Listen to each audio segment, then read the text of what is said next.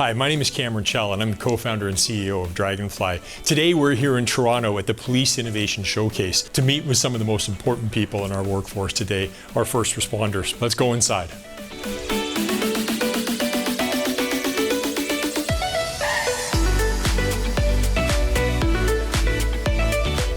I had the great honor of keynoting and then hosting a roundtable to talk about the issues, problems, and solutions facing our first responders today. It was an honor to keynote here today, but what was actually really incredible was the time that we got to spend at a roundtable with about 20 of our customers.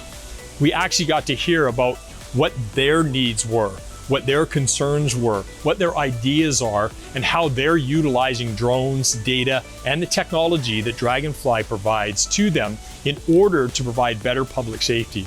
What's really incredible is to see the dedication and the commitment that these people have to creating better communities and continue to build their organizations so that they can better serve the community. The Police Innovation Showcase 2023 has been an eye-opener for Draganfly, and we'd like to thank those who serve us again as our first responders.